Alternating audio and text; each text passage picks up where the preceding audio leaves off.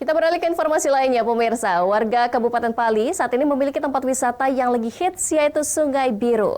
Asiknya ngabuburit sambil berendam di Sungai Biru menjadi sensasi tersendiri di saat bulan suci Ramadan. Berikut liputannya untuk Anda.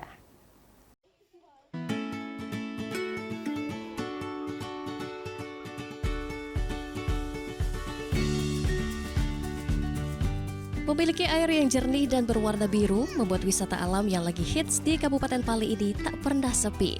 Para pengunjung bisa merasakan segarnya berendam di sungai alami yang memiliki dasar pasir dan kedalaman 80 cm hingga 1 meter.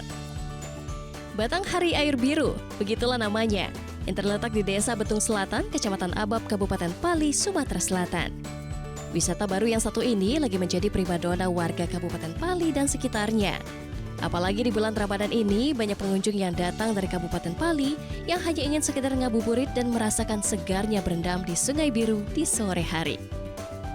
Para pengunjung mengaku senang berwisata di sini karena suasana yang asri dan nyaman yang tentu saja mengasihkan. Jernih, Sejuk ya? sejuk, Enak kalau mandi. enak. Ini dari mana nih? Dari Benoang, Dari Benoang. Dari Benoang. Sudah berapa kali di sini? lah 2 kali. Pihak pengelola tidak pungut biaya masuk dan mandi di Sungai Biru ini. Mereka hanya mengambil distribusi parkir dan biaya kebersihan. Selain itu, pihak pengelola menyediakan sewa ban untuk para pengunjung. Pengunjungnya dari mana aja nih? Dari Palembang, dari Muarinim, dari Prapumuli, Lumbang. Di luar daerah Pali ya? Ya.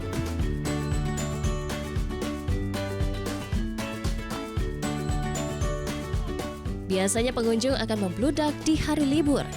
Jarak tempuh dari kota kabupaten menuju lokasi wisata Danau Biru hanya 34 km dengan waktu tempuh 1 jam perjalanan. Nah, apakah Anda tertarik merasakan sensasi asiknya berendam di Sungai Biru?